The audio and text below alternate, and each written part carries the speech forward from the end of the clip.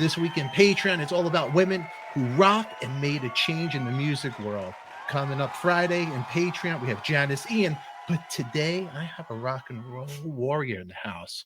I mean, come on. Tina Turner recorded 9 of her songs. To me, she's the Wonder Woman of rock and roll. I mean, look at the songs. Tina Turner, You Got Heart, Pat Benatar, Aerosmith, Kiss, Patti Smyth, John Waite, Rod Stewart, Bon Jovi. It's a lot. It's a lot of name dropping. But you know what? She's a warrior. Check this out right here, everybody.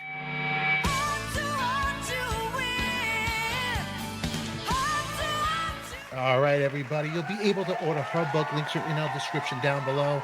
It is everywhere, but I'm going to welcome the beautiful Miss Holly Knight to the studio.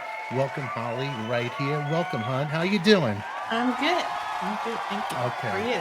Oh, I'm doing really good here. You are a rock and roll warrior because you know what? You're beautiful, you're great, you're talented, and you write the best songs. And I feel like I know you from even listening to you speaking. That's you speaking on the book. Is that your voice? Yeah, I did. I narrated the entire book. Now, I got to ask you, how long does that take to do something like that? It really only took 3.5 days, which surprised me. But I guess we were doing well enough that we didn't have to stop and redo a ton of stuff. You know, I mean, we did a certain amount. Yeah. But yeah. Mm-hmm. No stuttering? Like I would be stuttering. I'm from Brooklyn. No, I stammered and stuttered and spittled and all that stuff. But you know, it's edited out. You sounded so professional, so well spoken. You know, I was like, wow, really?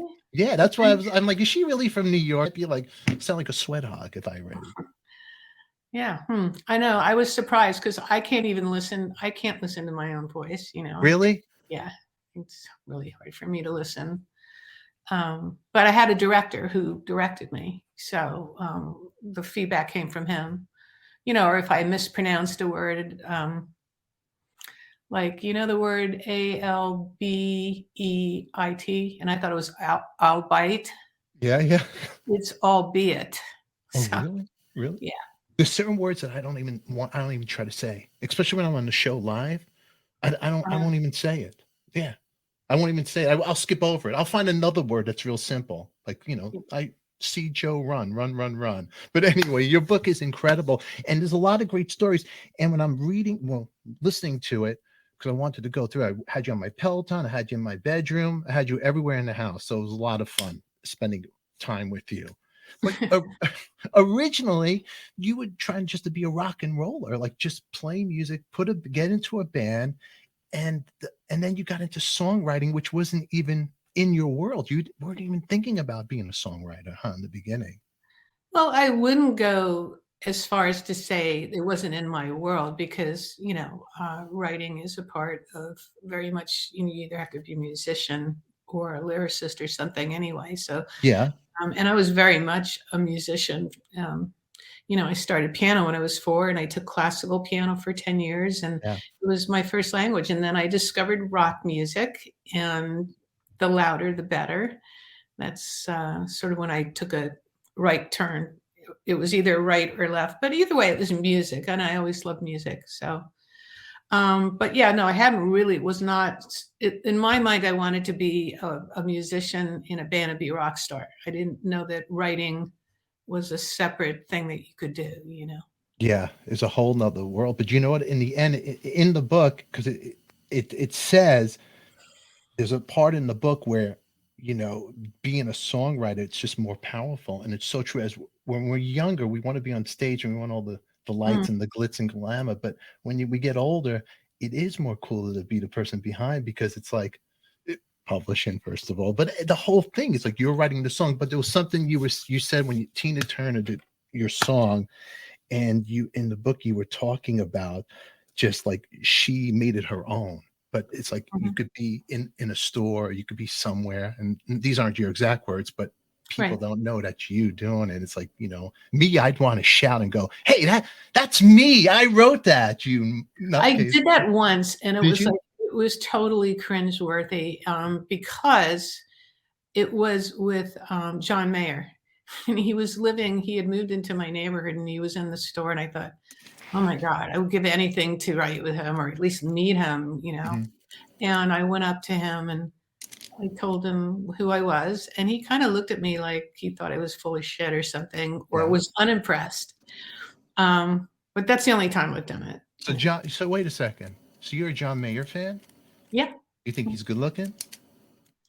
Yeah, I think he's yeah, I do. Okay. But he does make ugly faces sometimes. He does. I actually like him because I love his voice and I love his musicianship. And I just thought writing with him would be the coolest thing ever, I could actually. I'm interested in him romantically because he's got the worst reputation anyway. Yeah, he's like the Warren Beatty, but he has great hair. He's good. Can I tell you a secret that you won't share with anybody? You want to sleep with him? We're kind of related. Oh, yeah? How? Okay, what's the 6 degrees of separation? Me and him are the same uncle for the same kid. Okay. Yeah, my sister is married to his older brother, Carl. Oh. Yeah, John. Both uncles. We're both uncles to my sister cool. Shira. Her name is Mayer now. And I'm going to send this video to Carl. No, but Carl is great. He's my brother-in-law. Have you met John? Yeah, we all went spent Thanksgiving together. Like, yeah. So we'll see. You learn something every day. Not only I know Vinnie Poncia, me and Mayer are an uncle. One's loaded and has nice watches, and one is, has a laptop and makes a show, and it bugs people like you to come on. I made you laugh again. I'm winning. It's getting there. We're getting there. Okay. But okay. So let's go back. Okay. So John Mayer. So when he did at the end of the conversation with John, did he like realize, oh, wow, nice to meet you? No, he was like totally unimpressed. Really? Yeah.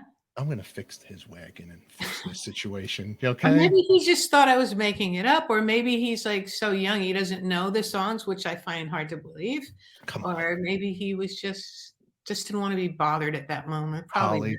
Holly, everybody knows the songs. Come on, you better be good to me. Everybody knows Love is a Battlefield.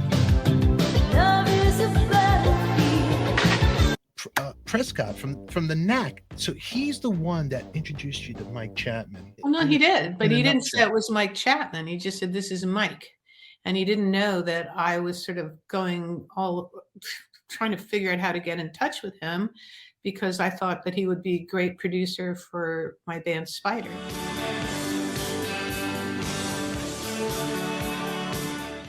And one of the reasons was also because he was a great songwriter. And he was just having number ones like left and right. He did all the Blondie stuff, and he did Nick Gilder's Hot Child in the City, and then he did My Sharona, and on and on. So, and so then as he walked away, Prescott said he produced our record, and then I just went, "What? This is you mean that was Mike Chapman?" And that's So he did introduce us. That's wild. I know. That introduction really changed your whole world in a crazy way, right? Because you and Mike, you guys did a lot of great stuff together. We did, and he was my mentor. Really, rather than going to like a school for songwriting, which I don't think you can get the same sort of benefits in a schoolroom as you can with someone that's making number one records. I had the goods. And I think I was blessed because he recognized that, and he wasn't a chauvinist about it. He worked with a lot of women and gave me a leg up when, during that time, it was hard to just sort of bust down any doors to get, but I was already signed to his record label, and we had written a song together after he signed us. But that was all after. I'm getting ahead of myself. That was all after we met him that night. That was that Tracks, you said? Yeah, the club Tracks in New York. Yeah. So all you people out there, links will be in the description right there. My crazy life writing the hits and rocking the MTV 80s. It was a crazy life. But it was crazy. Yeah. So, but it was crazy in a sort of fun. It was fun. I can't say innocent because it wasn't very innocent, but it was in a way compared to the world that we live in now,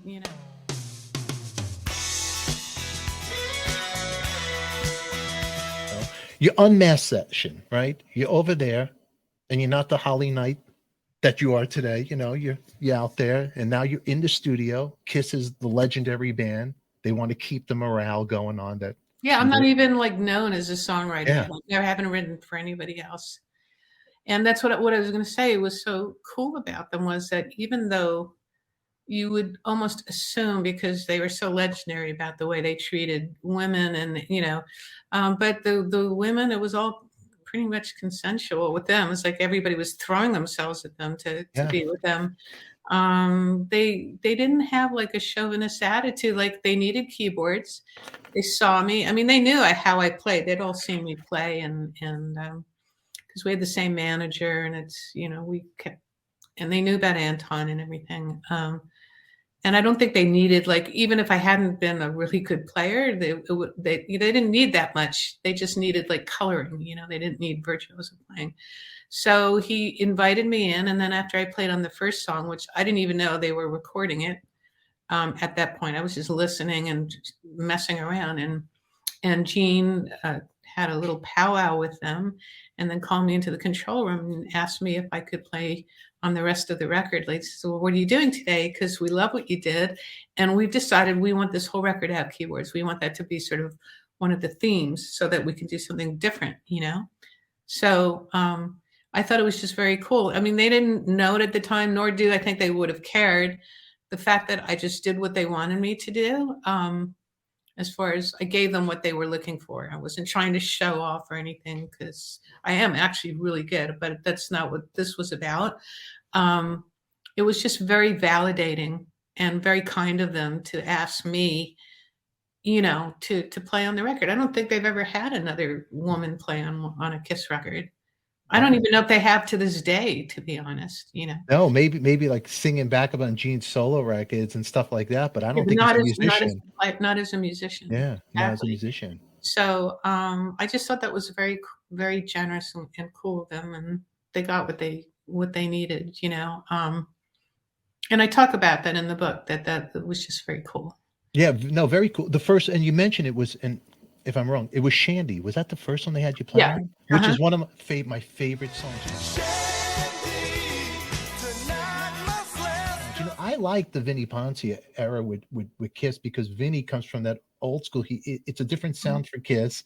Oh, totally. You know what? I think it made sense because, like you said, Vinnie was a different kind of producer. He wasn't Bob Ezra, I'm sure like a lot of people loved it. And I think just as many people probably hated it, Yeah. Because, I know. Rock and roll, But you got to grow. You got to grow. And you go through as a band and even the Beatles, everybody goes through a different sound period. Nobody stays the same as She Loves You. They change. People, you can't always be rock and roll all night and party every day. Exactly. And some people don't like that though. They don't want change, So they took the makeup off and they were like, okay, I think we better go back to the makeup because the fans want the makeup, better with the makeup on. They're different people, they're like, yeah. It's like I say with Gene, it was sort of like, when he was talking about the cheesecake, when we went out to that deli late at night, I said, well, even superheroes have to watch their waistline to fit into their superhero costumes, It was the deli. What deli was it? Carnegie? No, not Carnegie. No, the other one. I think it was. It's not there anymore. The Stage Deli. Yeah. And he got strawberry and cheesecake. He didn't get the pastrami. He didn't get corned beef. He went right for the cheesecake, the dessert. Not even the rainbow cookies, just the cheesecake strawberries. Yeah. That's great. Well, they're also Gene and Paul are the two nice Jewish guys in the band. Oh yeah. I said that. My father, when he found out that I was dating Paul, he thought he didn't know anything about Kiss, and he started to, investigate and thought they were like I had fallen in with like a satanic cult. And then he found out when I started dating Paul, he that's what he thought, and I said he's Jewish, Dad, and all of a sudden he was okay. The same thing with Anton. Anton was. I mean, I'm more spiritual than religious, although I think in my DNA, it's just like if you're born a Jew and you're from New York, it doesn't matter where you live or what you believe in, you have that component, which I'm very proud of. And I say it in the book. Absolutely. What would you tell Holly now, Holly back then? If you could go back in time, would you give her any advice or would you say anything different to the Holly then? Well, it's funny you said that because there's there's a chapter in the book where I've gone to England to work with Tina Turner, and I'm lying in this bedroom in like this beautiful hotel. It was like a 5-star boutique that they were staying in, and they flew me there. Mm-hmm. I flew over with Roger Davies. It's actually pretty funny because I flew all the way there just get the right key to the song that I had written for Tina that was going in the Mad Max movie. And there was a time constraint. So, originally Roger, her manager, said, I'm going to London tomorrow. He said, because I said, we have to figure out the key, because if you want me to cut it before she comes home, because she was on tour, we have to figure out the key. And he said, okay, well, just make a cassette with 5 different versions of a verse and a chorus in different keys. And I said, well, that's not going to work, because I had a Walkman, and if the batteries were half out of juice and then she played it there and it wasn't the same exact batteries, it would have played at different speed, meaning it would have been a different key. Yeah. So that wasn't going to work. He says, oh, well, we'll just plug it into the wall then. I said, no, it doesn't work like that either, because the currencies are, so I finagled him into taking me with him. I didn't even have to say anything. He just said, do you have a passport? And I said, yes. He says, well, you're coming to London, pack your bags. And we left the next morning, and I'm trying to remember why I brought that up, about that. Oh, I know what it was. I was just like lying in the bedroom. This is like one of my favorite parts of the book. And I'm just thinking, here I am in this beautiful hotel room with these fret linens, and I have a butler, and I'm here for rock and roll. And I thought, if I could just go back and tell the younger version of me, who was really having a hard time when I grew up, in my home environment, it's going to change, and it's going to be so amazing. And you're going to be making money doing music and something that you love. And you're going to be successful at it. I wish I could go tell her so that she would share up and just sort of, but it doesn't work that way. You need to you need all the adversarial moments and things to really teach you.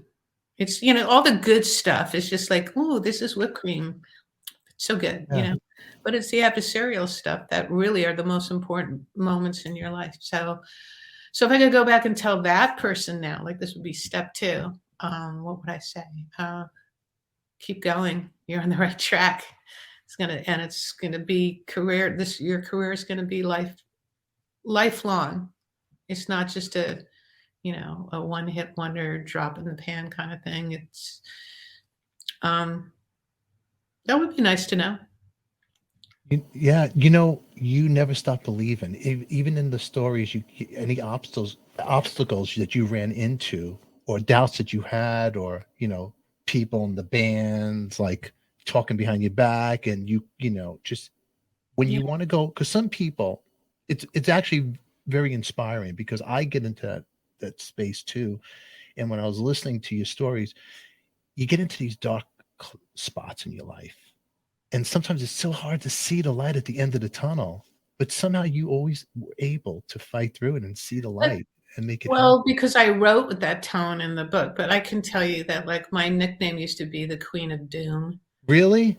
Because I could also go to a really dark place and just feel sorry for myself. Yeah. Or feel like I just want to give up, or, I mean, I have that too, but I think that also makes up who I am, and why, my songs, the lyrical content, I hardly ever write a song that's like incredibly positive. She's like someone, although this interviewer asked me why all my songs are about fighting. And I talk about that in the book. And I said, well, I don't know what you're talking about. And he goes, well, like Invincible, or Love is a Battlefield, or The Warrior, or Better Be Good to Me. And I looked, and I realized that he was right. But it wasn't about fighting with someone, as much as fighting for something. And I had to learn that at a very young age. Yeah. I mean, the book is dedicated to anybody who's ever had a dream and was told no. And I was one of those people, because, like, you're this, you're not this. This is who you are. And I had to sort of figure out on my own who I was. I didn't like being told. I, to this day, have a problem with authority. It's like someone telling me who I am, or can or can't do something, makes me nuts. you know, and it makes me want to do it even more. Maybe that's a good thing. Maybe that's my journey, you know. That was Holly Knight. Make sure you check out her book, I Am the Warrior. Links will be in the description down below. My crazy life writing the hits and rocking the MTV 80s. We'll have her come back. And if you did enjoy this episode, put your comments down below. Give us a thumbs up. Make sure you subscribe and share this with somebody who loves rock and roll as much as you do. Until then, I'll catch you all later. Now get out of here, you crazy kids. Mwah.